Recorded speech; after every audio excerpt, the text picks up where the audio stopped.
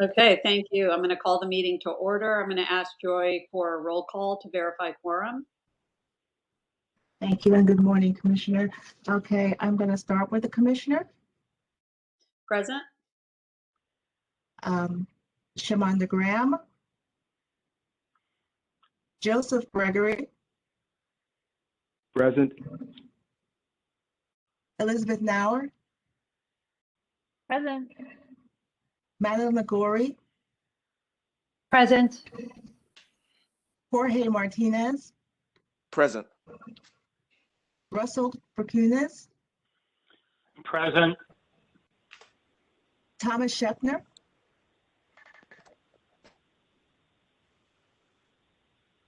okay, I see you. I don't hear you. Matthew Smith, Present, sir. thank you. I see you, Matthew Smith. Douglas Swan, Present. thank you. And Jared Whittington. Present. We have quorum. Right now, we're still waiting Shamanda Graham. She sent the email that she's coming. Oh, great. I'm going to ask for a motion to adopt the minutes of the February 18th, 2021 meeting. Motion. Thank you. Does anyone have any corrections? Okay, then I'm going to ask Joy to call for a vote to approve the minutes as presented. Thank you very much. At this point, I'm just going to ask if there are any objections to the approval of the minutes from the February 18th meeting. Okay. Hearing none, the motion passes. Commissioner. Great, thank you. I'm now going to ask Olga Stacks, our general counsel, to introduce Oath's proposed rule regarding the authority of the chief administrative law judge to transfer petitions between the divisions. Yes, hi, good morning, everybody. This rule that we are now proposing basically formalizes authority. Does two things. First, formalizes, and number two, renders symmetrical an authority that the chief administrative law judge already has. That under trials division rules, the chief administrative law judge has the authority to take a petition that was filed in the trials division and send it over to the hearings division if she believes that it will be better heard in that place. And for a number of years, this authority was used backwards and forwards, hearings into trials, trials into hearings. So what we've done now is we wanted to formalize her authority by putting a mirror image rule in the hearings division rules so that it can reflect the trials division rules. So the trials division rules still say that the chief administrative law judge has the authority to transfer a petition from trials into hearings. And now the hearings division rules have a specific rule that say that the chief administrative law judge has the authority to transfer a summons from the hearings division to the trials division.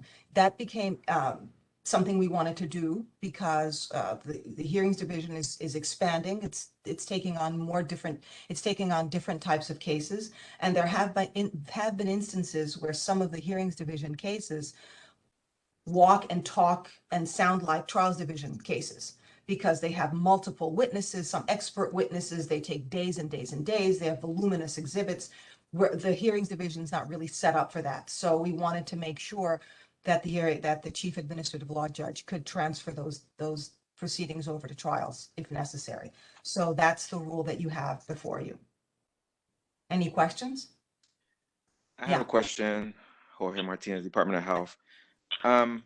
What is the criteria to be used? I mean, you mentioned some of it, but why can't it be in the actual rule? Like this is our criteria to be used to determine whether something can be transferred to one venue or the other.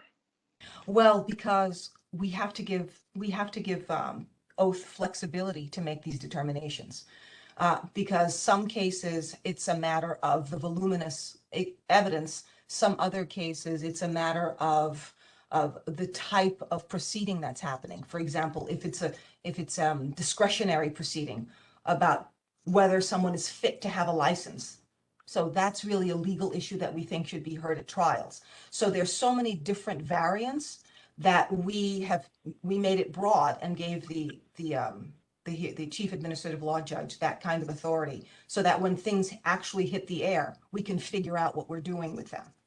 Are you concerned about a lack of consistency in how that rule may be applied or is being applied at the? No, not at all. I mean, because first of all, most of the time, it's the agencies that determine where the matter is going to be heard. So if an agency puts in a petition, that matter is going to be heard at trials. If the agency puts in a summons, that matter is going to go to hearings. So the first volley is the agencies. It's just that sometimes the agencies put forward something, and this mostly happens with the former Department of Consumer Affairs, now DCWP.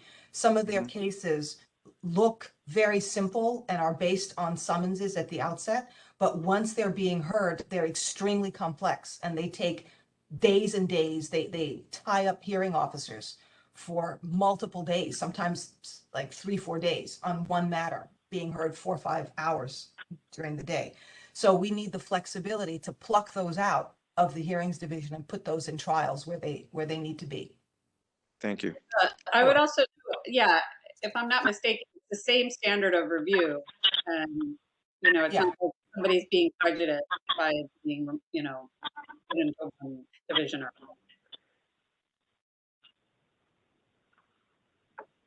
Any other You questions? said the state standard review is being implemented when making these Same, decisions? yeah, Gender. preponderance of the evidence. Okay. Hello, can you guys hear me? Hi, Shamanda. Hi, guys. This is Shamanda Graham from Department of Buildings. I just have one question regarding the proposal. Yes. As it relates from transferring from the hearings division to the trials division, would there Yeah. be an expectation to produce or to serve a separate charging instrument? Or would, when you say transfer the case over, it would be everything that was already filed with the hearings division would simply be heard by an administrative law judge in the trials division? Yes, that's the anticipating, that's the way we anticipate doing it. So we would not be asking the agencies to go back and create a new charging instrument. We would just be making a determination that this charging instrument that was presented really is better served in the other division, whichever it is. Okay. And please just make sure, I want to make sure I understand completely. I'm sorry if this is a silly question. Not at all, not at all. I do understand that the trials division is all about, you know, the licenses, and to me, when there's an impact to a person's livelihood. So to me, there is some sort of limitation as to which type of cases would go over.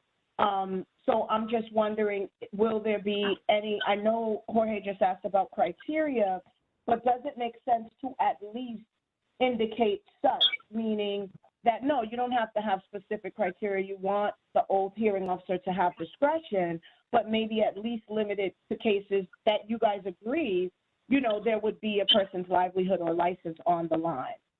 Well, you know, the thing is, we couldn't say that necessarily because there are two ways that a person's license is on the line. There's the type of case that goes to trials where it's a discretionary issue.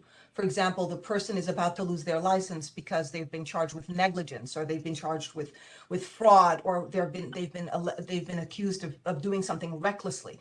Those types of assertions and allegations always go to trials, because they really require a lot of deep parsing out and determining of intent and et cetera, et cetera. So those do not go to hearings. But there are some cases that affect livelihoods that are in hearings. For example, if your license expires, like these cut and dry, it's you either have a good license or you don't have a good license. Those go to hearings because it's just a matter of what day is today. On the day the guy was doing this, did he have a license, or did he have the proper permit to use this type of crane versus that type of crane? Those are things that the hearing officers can do because they don't really require a lot of parsing and a lot of fine distinctions and legal analysis. It's either, you know, you either had the paper or you didn't. So we couldn't make a cutoff for livelihood because livelihood is affected both in hearings and in trials. Then also, Olga, Got it. Shamanda, it's worth pointing out that the trial division does a lot more than just the livelihood licensing type cases. They have a really array of cases that they handle, contracts, law court, NYPD crim stock Discipline. Yeah, discipline. and discipline. Yep. Gotcha. So it sounds to me like this is more about the trials division having the ability, I mean, they already had it, but basically making it so that it's a two-way street. I understand, and I'm Yeah, fine with it. that's, you hit it exactly, because right now, the way it was written, it was a one-way street. We wanted to make sure that, the authority was symmetrical. Got it.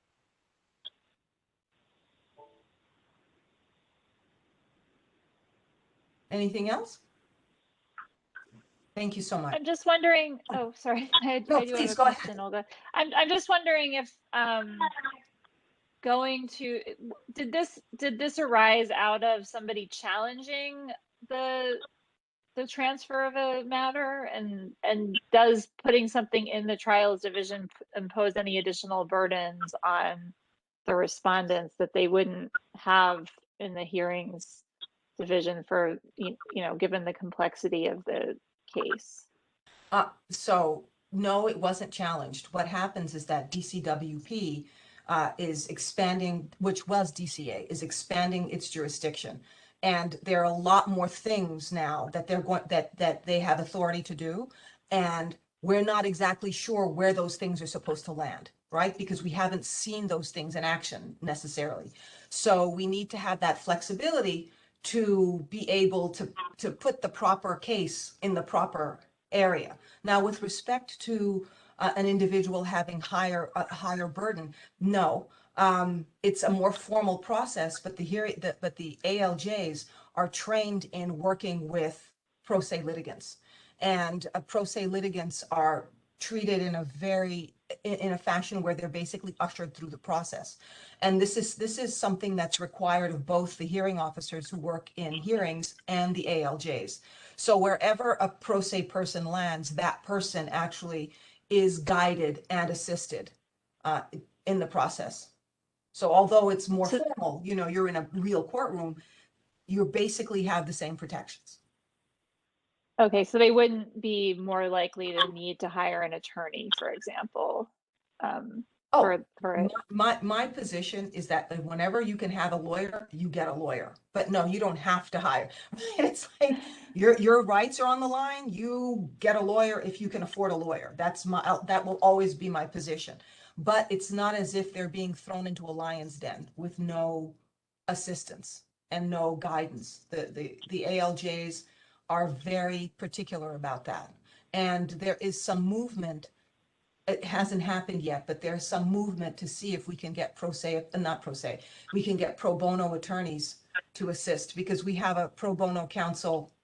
We're doing some pro bono counsel work for the hearings division, and there's some movement. It's at the beginning stages to have that available. But so I can't make a representation that that's the case, but it's very focused on the rights of individuals who come without counsel. And they can also come with representatives. You can also appear with a representative at trials. You don't have to have an attorney. Yeah, I've actually, since I arrived at Oath last year, one of my goals has been to expand the pro bono program for the trials division. Most of the disciplinary cases are union members who have representation, but there were a lot of TLC drivers who did not have representation. And it's actually interesting because of the new marijuana decriminalization law that's going to actually impact the trials division, and there will be fewer cases because they were doing a lot of off-duty testing. So it's actually, yeah, but it's still something we're pursuing, and we're kind of looking at a lot of different avenues in terms of finding pro bono representation for drivers and others who appear without an attorney at the trials division, because most people do have an attorney at the trials division, which is, yeah, it's different from the hearings division.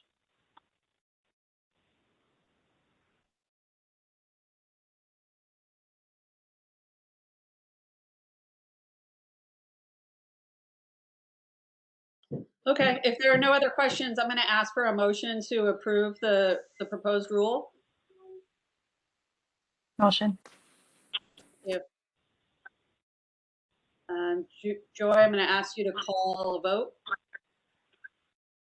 Yes, we actually have a poll for this one. I understand that not everyone is able to vote with the poll. I will put it in the chat, so if you can have access, and then I'll also call for a voice vote on those who are unable to use a poll. So at this time, I'm going to add the poll to the chat.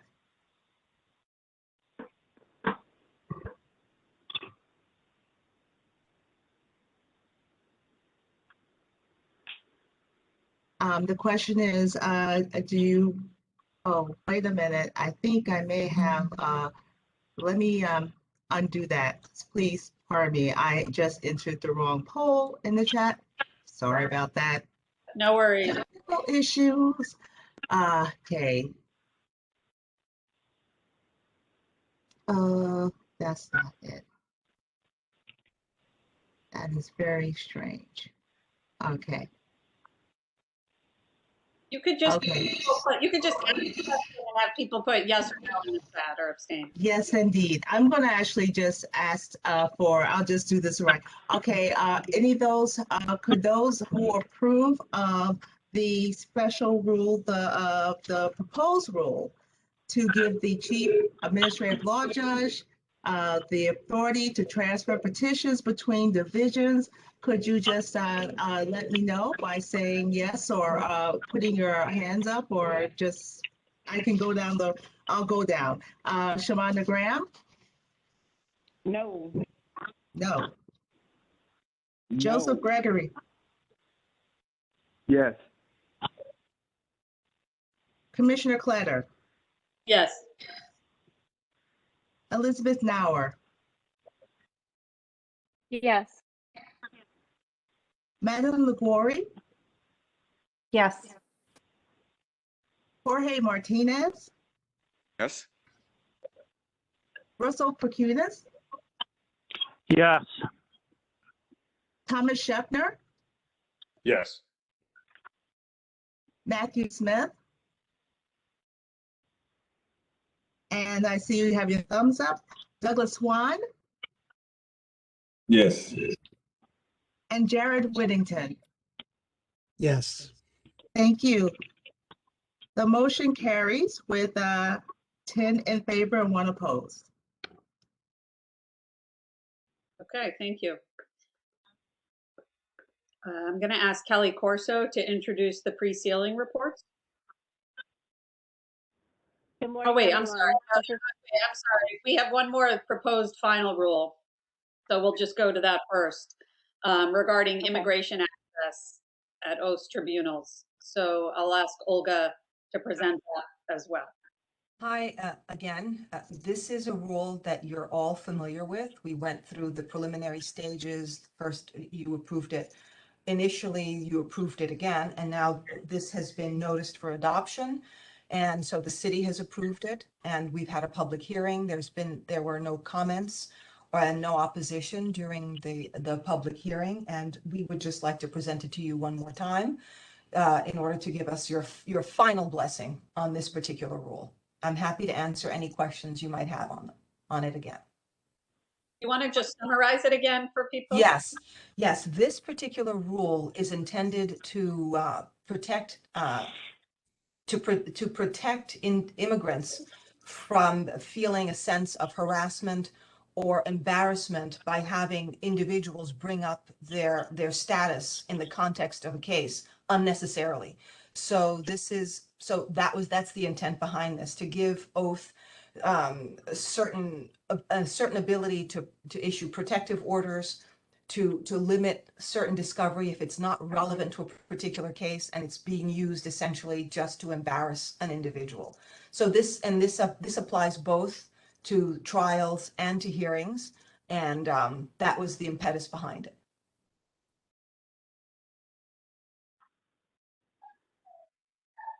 Any questions? I'm going to ask for a motion to approve. Final rule. Motion. Thank you. Joy, can you do a roll call? Yes, definitely. We're going to do another roll call. Okay, I'm going to start with Commissioner Kletter. And again, let me just state for the record, this is a motion to approve the final rule protecting the access of immigration status at both tribunals. So we'll start with Commissioner Kletter. Yes. Shamanda Graham. Can you guys hear me? Yes. Yes. Now we hear you. Thank you. Joseph Gregory. Yes. Elizabeth Nauer. Yes. Adeline Ligori. Yes. Jorge Martinez. Yes. Russ Pacunas. Yes. Thomas Scheffner. Yes. Matthew Smith. Got you. Thumbs up. Douglas Swan. Yes. Thank you. Jared Whittington. Yes. Thank you so much. This passes unanimously. Thank you, Commissioner. Okay, great. Thank you so much. Okay, Kelly, you're on. Introduce pre-sealing reports, please. Good morning. This is Kelly Corso, Assistant Commissioner for Adjudications for the Hearings Division.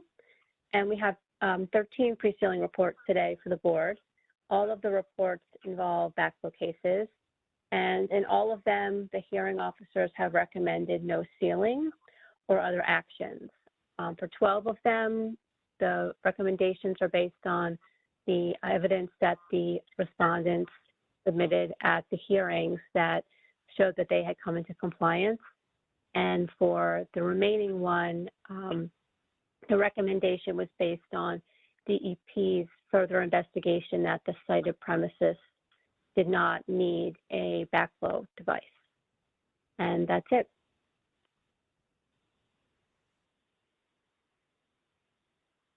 Questions? I'm going to ask for a motion to approve. Motion. Joy, I'm going to call for a vote. Yes, Commissioner. And in this particular case, I'm going to start out again. The motion on the floor is whether to approve the recommendations regarding the 13 pre-sealing reports.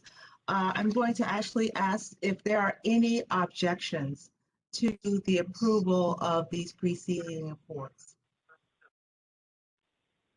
Just if you could speak up or indicate, okay? Oh, no. Very good. Okay, I see no objections. Accordingly, the motion passes. Thank you. Thank you. I'm going to ask for a motion now to go into executive session to discuss some new decisions in the cases listed in the judicial report. Motion. Thank you. Can I just ask, person who called in from 9174 ending in 85, can you identify yourself? It's Tom Southwick. Oh, okay. Thank you. Okay, so anybody who is not employed by oath, you can either disconnect, or if you want to come back after the executive session, I will put you into a waiting room and then come back. If you want to disconnect, do that now. Otherwise, I'm going to put you into a waiting room.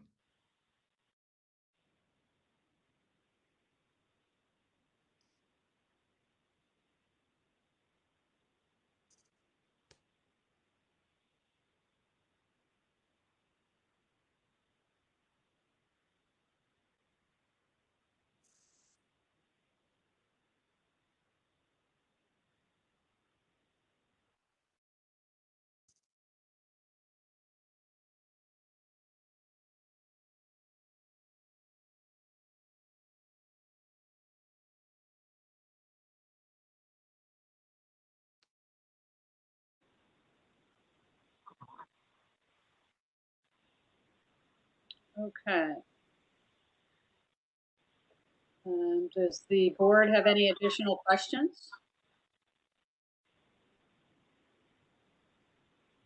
Future panel meetings, as you all know, will be divided into AM and PM sessions with different board members for lighter packages of draft decisions. I also want to announce the date for the next board meeting, which is June 10th, 2021. And some of us will be in person for that meeting back at the office at 100 Church. And you should let us know. I would encourage you to let Joy and Peter know your preference in terms of whether you want to continue appearing remotely for these board meetings or want to join us in person. So you don't have to answer right now, but just send them an email and let them know so we can plan accordingly.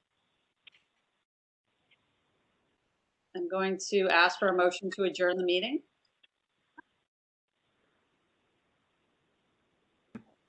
Motion. Meeting adjourned. Thank you all so much. Thank you. Thank you. Thank you. Bye. Bye. Yes.